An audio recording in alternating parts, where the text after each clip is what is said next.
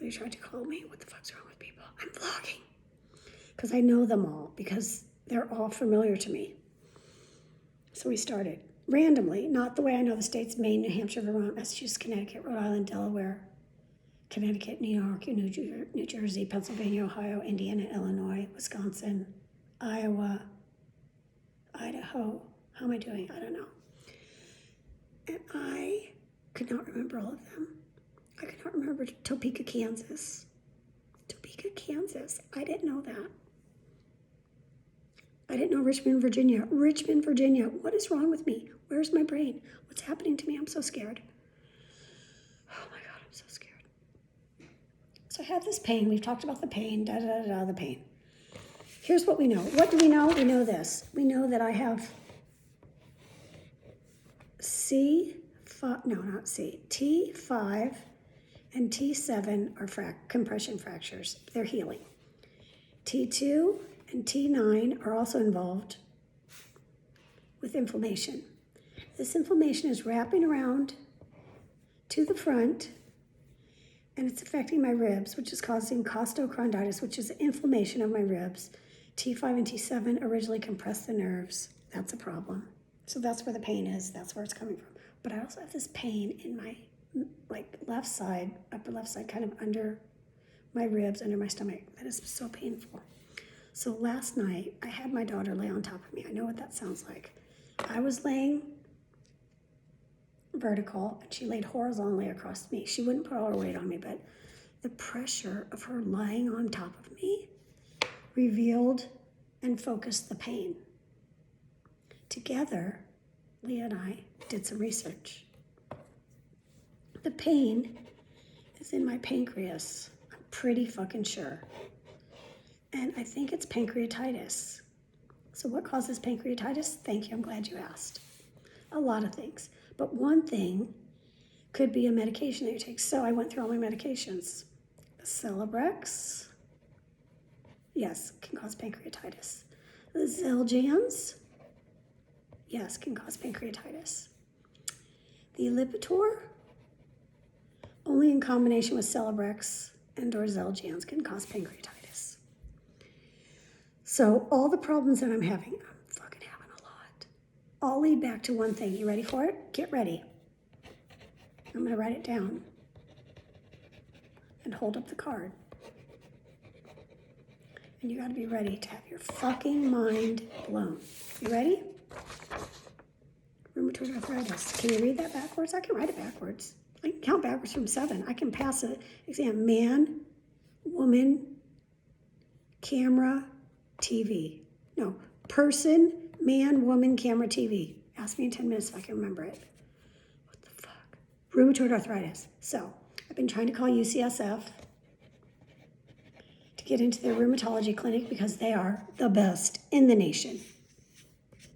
Here's what you need. Referral from your doctor, which I've already requested. I requested last week. Your records,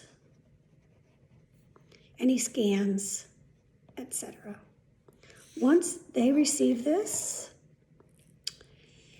the head of the clinic, head clinician, will review my case and see if I'm fall in their wheelhouse. That can take 10 to 14 days to review it, and then they'll make me an appointment.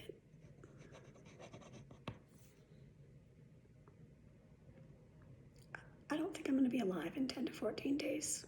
I'm not even fucking joking. I have had this pain for 2 months, maybe 3. I can't even remember what month we're in. We're in July, right? So the entire month of July, the entire month of June, not to this extent. Only the month of July hasn't been this acute. The month of June, it was irritant. The month of May is when I had the scan and they found the fractures. So for the last 27 days,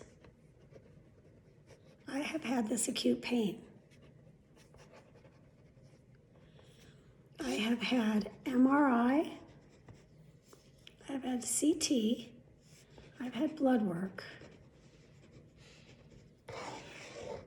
Everything's normal. But I'm telling you right now, I have pancreatitis, and it's caused by the medicine. And how in this world am I going to live without Xeljanz? That has put my rheumatoid arthritis in remission. My joints feel better than they've ever felt. How am I going to live without the Celebrex that has reduced all the inflammation in my body? I know that you guys only see my hands, but trust me when I tell you that I don't have any inflammation. My joints are not swollen. If you see my leg pictures on Snapchat, you'll know I'm not in pain or arthritis Y. Lipitor, which is an ACE inhibitor, I think, or no, it's not an ACE inhibitor. What is Lipitor? Anyways, it's unfucking necessary because my cholesterol is 150. That's my combined number, 150. And of the 150, like I told you, 98 of it is the good stuff. I'm going to do the math because I love math. 10 minus 8 is 2. 14 minus 9 is 5. So my bad cholesterol is 52. I think I'm fucking good. You know what I mean? I don't need the Lipitor. Can you just stop that shit? Should I diagnose myself? Should I stop taking Celebrex and Lipitor? Those two things you can just stop. And just stay on the Xeljanz and risk an arthritis flare? Or should I wait until UCSF calls me and says, get your ass in here, you're about to die? I feel like I'm going to die. Now, right now, I'm in a good spot. I took the the muscle relaxer last night, and it makes me wasted, street wasted. Like, I couldn't drive, I couldn't do anything. At 9:30, my daughter helped me walk back to bed because it's that bad. Like, you really can't walk. Like, it's like being drunk, but not without the alcohol. So I get back to bed. I get into bed, 9:30, lights out. I sleep the entire night. The entire night. I wake up at 4 a.m., which is fine because Boyd's getting up at 5. Like, I slept, good sleep. And then I went back to sleep in such a deep sleep that when I woke up at 8:48, I thought to myself, my husband never kissed me goodbye. Where is he? Did he die? I looked everywhere. I went in the bathroom. It looked like he'd showered. That's what it looked like to me, as towels on the ground, regular things you see in the morning. I looked in the swimming pool because I know he was swimming. He wasn't dead in the pool. I looked in the pool house. He wasn't dead in the pool house from lifting weights. I looked out to see if his truck was gone. His truck was gone. Why didn't he kiss me? Does he hate me? Is my life as a married woman over? So I texted him, why didn't you kiss me or say goodbye? And he texted back, honey, I did both of those. You were in a deep, deep sleep. So I slept 3 more hours, right? That's good. But I'm super shaky this morning. Really shaky, that's the side effect of this medication. But I'm willing to work on it. I'm willing to live with it, But I have a 1 o'clock appointment today to return the back brace that they don't want me to return. They told me I have to have an appointment with them in order to return it. It's going to be short and one-sided. Here's your brace. Thank you for your service. I gotta go. Literally, what's to talk about? I can't fucking wear it.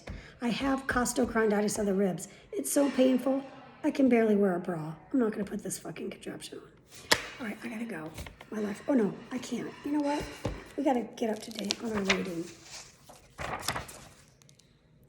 What's the date today? The 27th, I said? I'll see if it's appropriate. Some days it's just like, I can't get behind this. This might be a good one.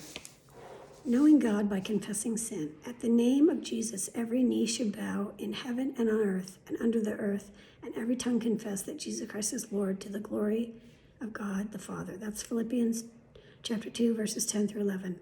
Every knee should bow. Every knee should bow. In some parts of our world today, people are tortured and even killed for confessing their faith in Jesus. That's terrible, isn't it? Why would they do that? Why wouldn't they just be quiet about their faith? Because when you really truly believe in something, you're willing to take a stand for it, even if it means torture or death. When you really truly believe in something, you're willing to take a stand for it, even if it means torture or death. Confession is important because it shows to the confessor, to the people listening, and to God himself that the person speaking it believes it. God says that at some point in the future, everyone will bow to Jesus. Everyone who who everyone will know who he is. If you knew you were going to be hurt for confessing your belief in God, would you do it anyway? God doesn't have much good to say about wishy-washy faith. If you believe in your heart, speak it with your mouth. This is interesting because in a conversation recently, I said your heart does not match your mouth. The words coming out of your mouth do not match your heart. These two things must match. Okay? They have to match in life, in everything.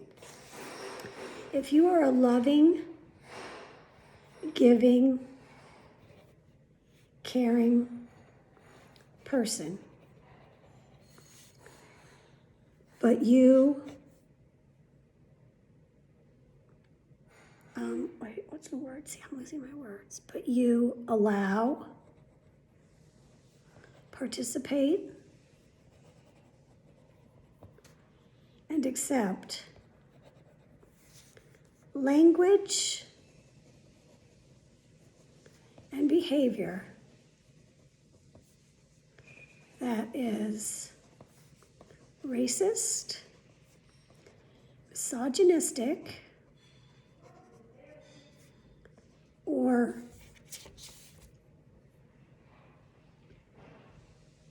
hurtful,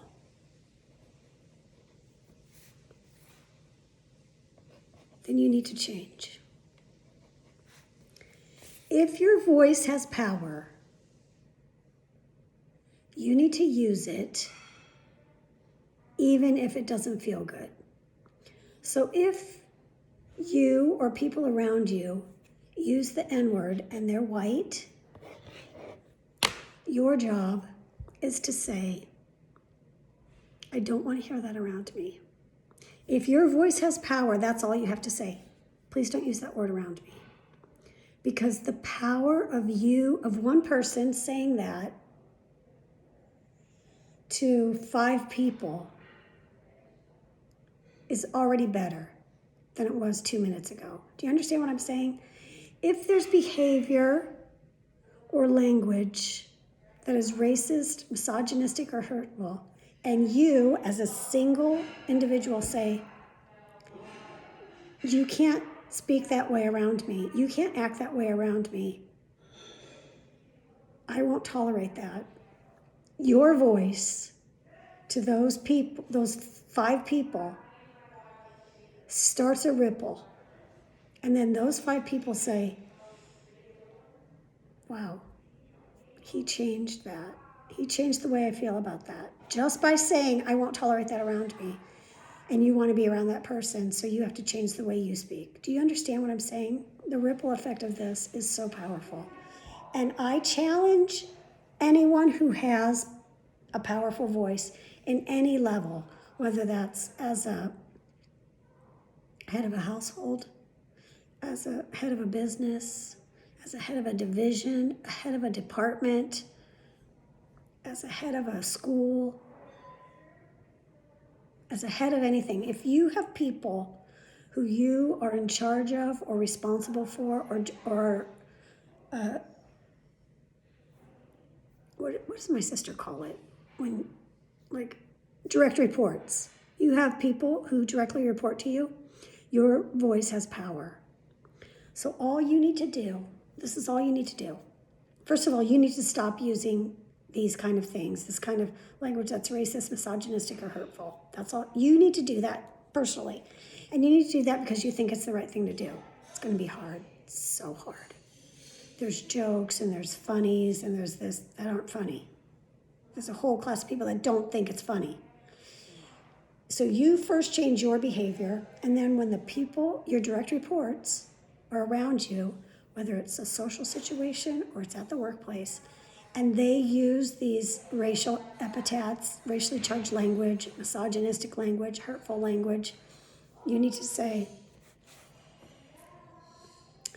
please don't talk that way around me. Okay, if that sounds too wishy-washy, say, I don't want to hear that anymore. I don't want that kind of language around me. I don't want to hear that. That's not okay. Better. That's not okay with me anymore. That is the freaking rock in the river that starts the ripple.